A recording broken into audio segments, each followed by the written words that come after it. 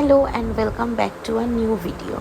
আজকে যাচ্ছি জানো তো অনেক দূরে একটা বন্ধুর বিয়েতে। অ্যাকচুয়ালি বিয়ে না, রিসেপশন। তো হাফ রাস্তায় যাব আর হাফ রাস্তা থেকে আমাকে পিক করতে আসবেন একজন। তো কে সেটা চলো যেতে যেতে বলি। ট্যান ট্যানা চলে এসছে পিক করতে। কে এসেছে? এসেছে মেহুলি। তো বৃষ্টিও চলে এসছে, সাথে মেহুলিও চলে এসছে। তো আমরা আজকে যাচ্ছি চন্দননগর। অনেকটা দূর, মোটামুটি আমাদের পৌঁছাতে না টাইম লেগে গেছে প্রায় 2 ঘন্টার উপর। তো চন্দননগর কফি হাউসের পাশ দিয়ে যখন যাচ্ছি, দেখো কাঁচ ফাঁচ ভেজা, পুরো বৃষ্টি। এইসব করতে করতে ফাইনালি আমরা ডেস্টিনেশনে পৌঁছালাম, মানে যে রিসেপশন হলটা ছিল ওখানে পৌঁছালাম।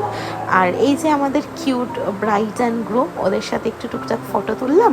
ফটো তুলে যখন নামলাম, কাকিমার সাথে দেখা। তো কাকিমা আমাকে বলছে কেমন আছো, কি ভালো করে খাওয়া দাওয়া করো। তো তারপরে কিছু পুরনো বন্ধুদের সাথে দেখা, যারা মানে আমি তোমাদেরকে বলেছিলাম না আমরা ব্যাঙ্গালোরে সবাই একসাথে থাকতাম। তো পুরনো বন্ধু বান্ধবদের সাথে দেখা করে আমি আর মেঘলি বললাম চলো একটু গল্প আড্ডা করে দিই। অনেক দিন তো আড্ডা ফাড্ডা দেওয়া হয় না।